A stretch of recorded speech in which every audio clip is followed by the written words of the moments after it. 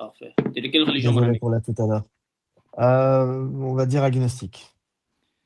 Ok, d'accord. T'as une question?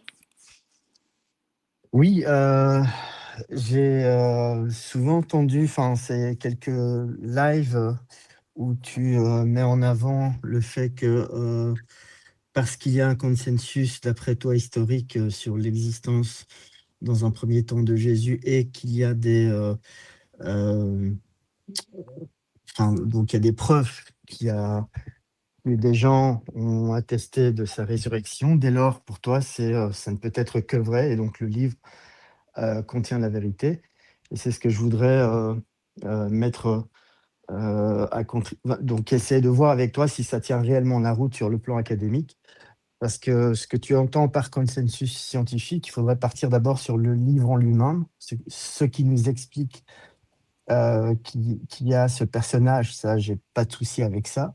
Mais de là à dire que ce personnage est ce que tu décris, divin, Jésus, etc., c'est là où j'ai un souci avec cette manière de voir les choses. Donc il faut bien séparer l'aspect académique, scientifique, et puis l'aspect théologique, religieux. Ok. C'est quoi ton objection à mon argument? Comme tu connais mon argument, c'est quoi ton objection? L'objection, c'est simplement de dire que c'est pas parce qu'il y a un certain nombre de personnes qui attestent une résurrection que c'est forcément miraculeux, comme certaines personnes peuvent attester qu'ils ont vu des ovnis. Ça ne veut pas dire que ça existait, que ça existe ou ça peut ne pas exister. Donc c'est pas ça l'argument principal pour moi qui doit mener une personne à avoir une foi, que ce soit chrétienne d'ailleurs, islamique ou autre. Ce serait plutôt sur la véracité du livre. Je me baserais plutôt sur les écrits et de voir si effectivement c'est quelque chose qui est divin ou pas. Sur le fait qu'il y ait Dieu, ça, j'ai aucun souci. Agnostique, ça ne veut pas dire athée. Mais de là à savoir quel livre divin faut suivre sur cette terre, c'est là où je suis encore en pleine recherche, de manière très humble. Mais voilà, je pense que ton argument ne tient pas concernant donc la véracité du personnage de Jésus.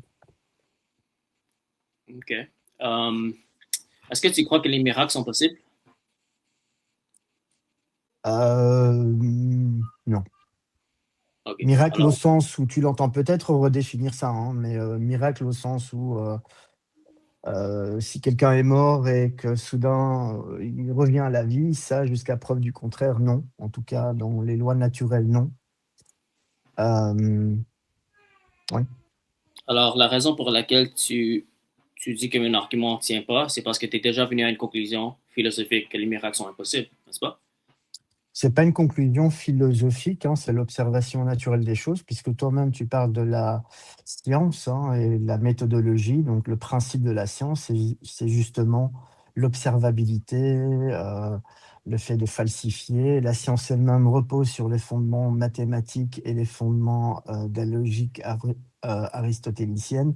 Et donc si on reste sur ce cadre framework-là, les miracles n'existent pas en ce sens. Oui.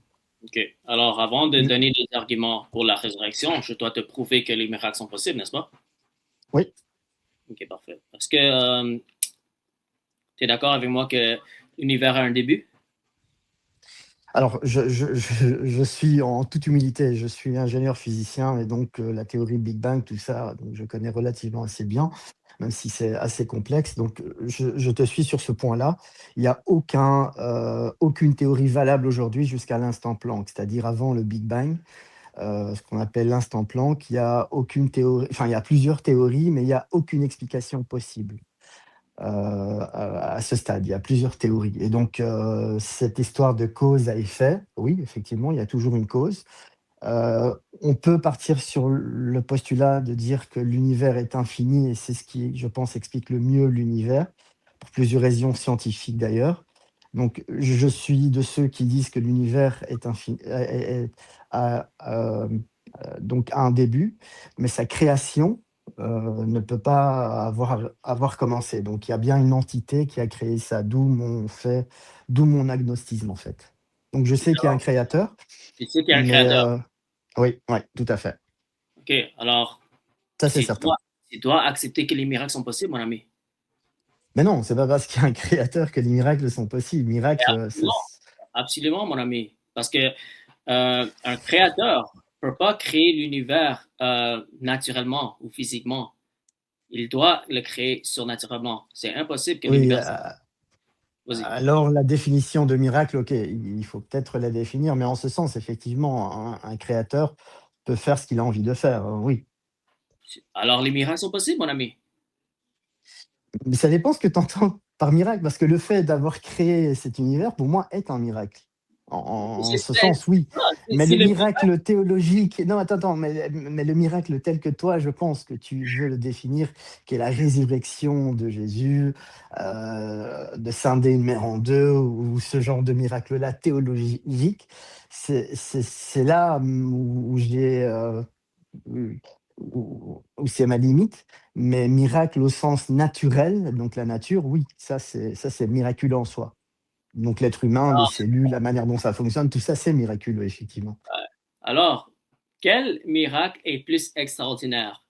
La création de l'univers ou la résurrection d'un mort? La création de l'univers, j'imagine. Alors, si le créateur était capable de créer l'univers, tu serais d'accord avec moi qu'une résurrection, ça serait très facile pour lui, n'est-ce pas? Évidemment. Qui peut le plus, peut le moins. Alors, on est d'accord que le miracle de la résurrection est possible. Évidemment que c'est possible, comme le fait d'avoir d'autres humains, d'autres extraterrestres, etc. Tout ça est possible. Mais au sens observable scientifique, parce que je reviens à chaque fois à ton argument qui est restons scientifiques. Aujourd'hui, il n'y a pas de miracle à tester. Il n'y a pas d'humains qui pourront te dire qu'il y a des miracles. Je te donne juste un exemple parce que j'ai un ami récemment qui m'avait parlé des crop cycles. C'est une petite digression et qui m'expliquait que voilà qu'un fermier s'est endormi le soir et puis le matin, il a vu tous ces dessins dans son champ. Et puis il me dit, ben voilà, ça c'est la preuve qu'il y a effectivement des extraterrestres.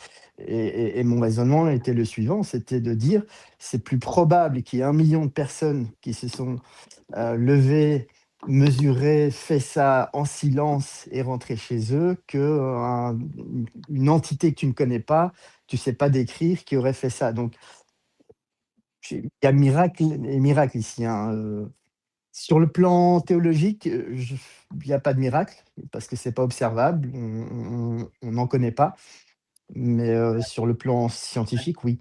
Est-ce que tu es d'accord que la théorie du Big Bang, OK, Oui, on est venu à cette conclusion scientifiquement parce qu'on a des preuves oui, observables, n'est-ce tout à pas? fait, tout à fait, ouais, ouais et même plusieurs Alors, et j'irais même qu'il suffit d'une réfutation de ces preuves, et il y en a des milliers, une réfutation pour que, la théorie s'effondre et jusqu'à aujourd'hui, on n'a aucune réfutation.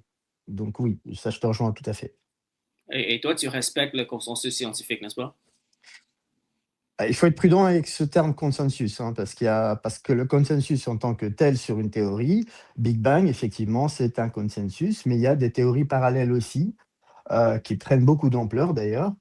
Hawkins, lui, parlait d'autres théories. Enfin bon, mais voilà. Donc aujourd'hui, pour le Big Bang, il y a un consensus, effectivement, oui. Mais il y en a d'autres.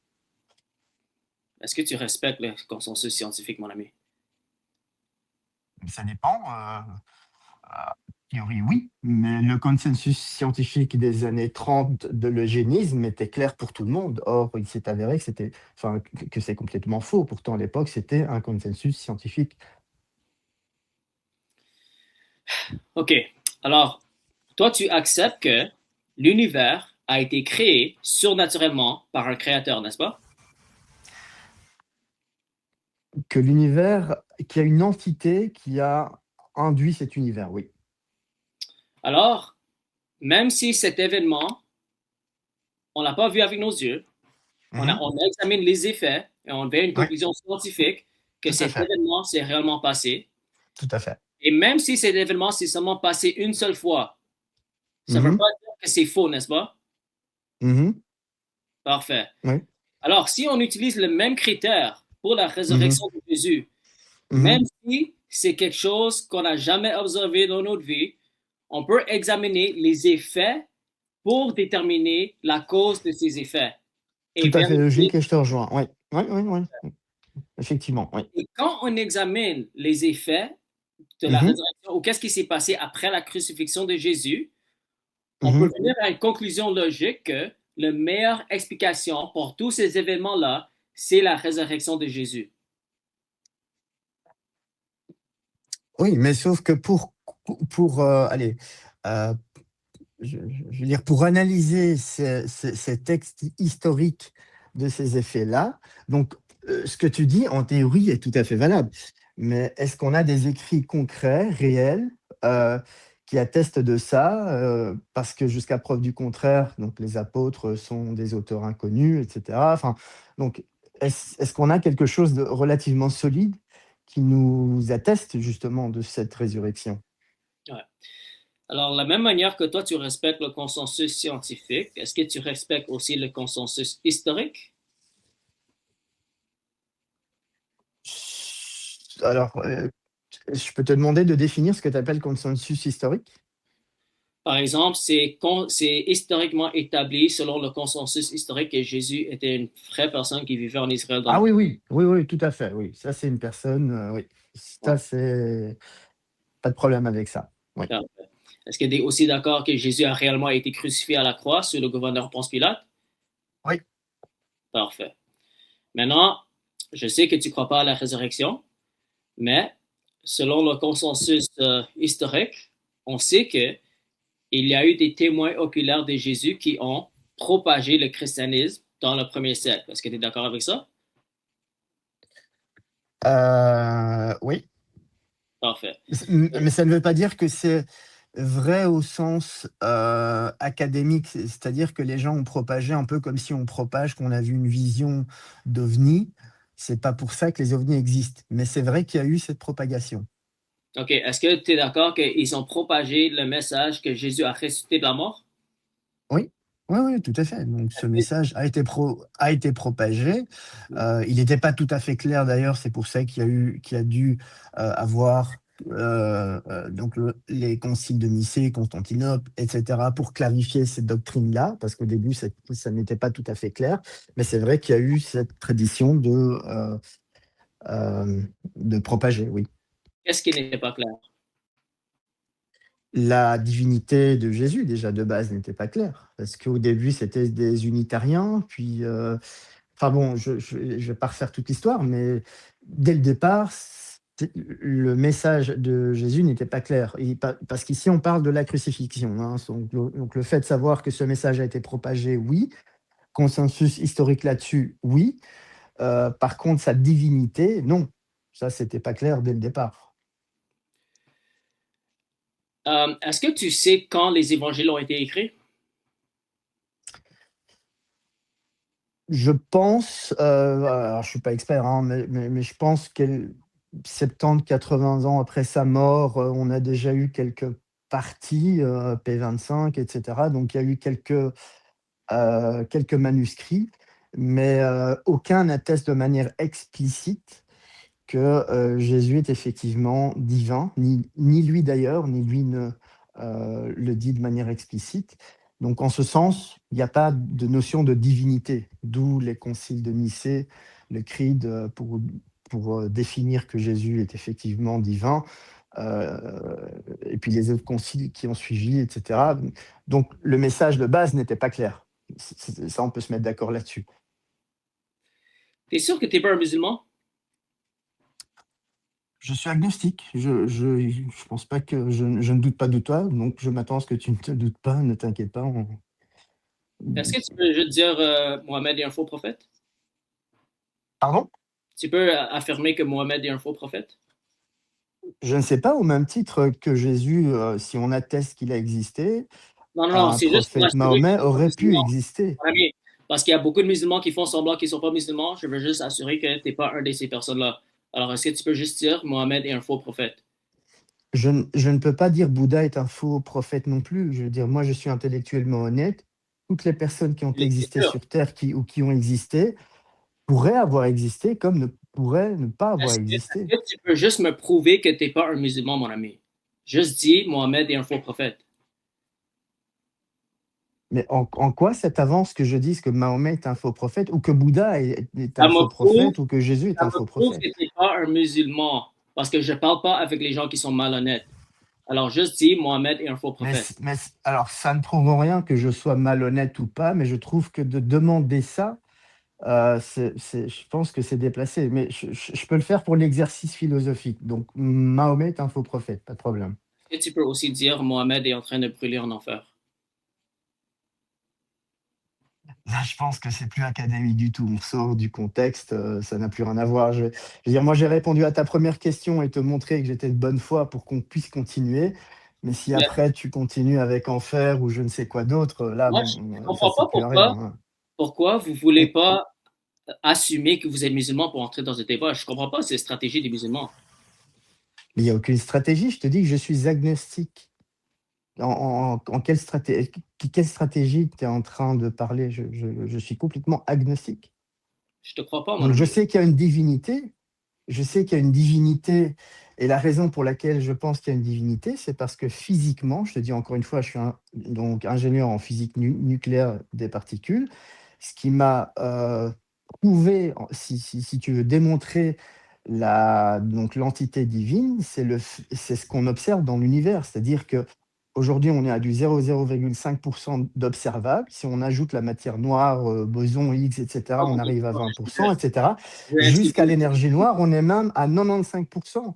Et on ne peut rien décrire. Autrement dit, l'univers est exclusivement composé d'énergie. Et puis avant l'instant Comment exprimer Planck, il n'y a rien. Donc c'est pour ça, je t'explique juste mon raisonnement, pourquoi je suis agnostique et rien d'autre. Maintenant, s'il y a une divinité, il y a bien un message qui a dû parvenir sur Terre. Et ce message, moi, je vais essayer de comprendre quel est le livre ou quel est le message que ce divin essaie de mettre sur Terre. mon Et ami? Allô? oui, Allô? Je vais dis-moi, dis-moi. continuer avec toi si tu Mhm. dis Mohamed est un faux prophète. Si tu dis Mohamed est en train de brûler en enfer, je vais continuer avec toi. Ou sinon, tu assumes juste que tu es musulman, c'est tout. Mohamed brûle en enfer. Merci. OK, on peut continuer. Mais non, mais très sincèrement, Andrew, en quoi ça t'avance? Je veux dire, on reste sur un Parce que terrain j'avais l'impression, et honnêtement, intellectuel. je suis même pas sûr si tu es musulman ou non, honnêtement. Mais le fait que tu as dit, Mohamed est en train de brûler en enfer, je vais continuer avec toi parce que je pense pas qu'un musulman, un frère musulman pourrait dire ça. Alors, je vais te faire confiance que tu n'es pas un musulman. Restons peut-être sur les arguments académiques, comme je te les mentionne, logiques. Voilà. Parfait. Alors, tu as dit que tu ne sais pas quand les évangiles ont été écrits, n'est-ce pas? Non, j'ai pas dit que je ne savais pas. J'ai dit que j'étais pas expert dans la matière, mais que Mon d'après ami, ma connaissance, il y a c'est pas grave. c'est 100 ans après. C'est 100 ans après, mais en tout cas, c'est pas dans Alors, son non. vivant. Alors, non. Euh, Est-ce que tu sais, selon les critères historiques, pour vérifier les informations les plus vraies, on doit aller au manuscrit le plus ancien, n'est-ce pas? Oui. Les manuscrits les plus fiables. Oui, oui, ben oui. Mhm. Ouais. Le plus Et proche quand de la on, source, effectivement. ouais. Et quand on examine la vie de Jésus, les manuscrits les plus fiables, c'est les quatre évangiles, n'est-ce pas? Ben, c'est ce que je dis. D'après les scientifiques académiciens, qu'ils soient chrétiens et non chrétiens, les quatre évangiles sont des auteurs inconnus. OK, mais les Et ça, c'est manuscrits, un consensus. c'était quoi ma question, mon ami? Donc les manuscrits, puis tu as bifurqué vers les évangiles. Est-ce que tu es d'accord avec moi que les quatre évangiles sont les Ouais. manuscrits les plus anciens et selon les critères historiques, les manuscrits les plus anciens sont les plus fiables plutôt que les manuscrits qui viennent des centaines d'années après? Alors, je ne suis pas sûr que les quatre évangiles soient les manuscrits les plus anciens. Il y en a d'autres. Je pense qu'il y en a d'autres. Mais laisse-moi te corriger Euh, si tu sais pas, mon ami. oui, Si tu sais pas, dis-moi. tu n'as pas besoin de dire des choses que tu ne sais pas, mon ami. Alors, Éclaire-moi. juste pour te dire, les manuscrits les plus anciens sont les quatre évangiles sur la vie sur la biographie de Jésus, sont les quatre évangiles et ils datent tous du premier siècle. Ok, alors c'était pas 100 ans après sa mort, c'était 20 à 40 ans après sa mort. Alors, ton histoire que la divinité de Jésus et la résurrection de Jésus sont venus durant le temps de Constantin, c'est insensé. OK? Parce que la divinité, la crucifixion et la résurrection sont explicitement écrits dans les évangiles qui datent du premier siècle, qui était la même époque que les apôtres, les témoins oculaires de Jésus. OK? Alors, ton argument que la divinité de Jésus a développé après des centaines d'années, c'est faux, historiquement. Alors, je t'informe, et ça c'est de source sûre, je peux t'envoyer les liens académiques si tu veux, qu'il n'y a strictement aucun manuscrit qui définit ou qui décrit Jésus étant divin. Ça, c'est certain. OK. On va examiner ça. Je peux t'envoyer les liens sur ton chat là ou quoi, donc des liens académiques où c'est clairement où c'est clair que Jésus n'est pas décrit comme divin là-bas. Donc, OK, je peux. si tu veux, on peut Ouais. lire la Bible ensemble. Est-ce que ça marche pour toi? On peut vérifier les Écritures. Euh, du coup, attends, laisse-moi juste réfléchir. Parce que les manuscrits les plus anciens, si tu dis que ce sont les 4 évangiles et que je suis en train de dire que c'est d'auteurs inconnus, où il n'y a pas explicitement les passages où justement il se décrit comme divin, je ne vois pas en quoi ça va faire avancer le débat. Mais je peux réfuter ces soi-disant sources académiques en utilisant la source primaire, ce qui est l'Évangile, les Évangiles. Alors, je peux réfuter cet argument facilement. Est-ce que tu es ouvert à ça ou tu veux juste Oui, rester oui, avec ok. Non, non, ok, ok, ok. moi? Parfait.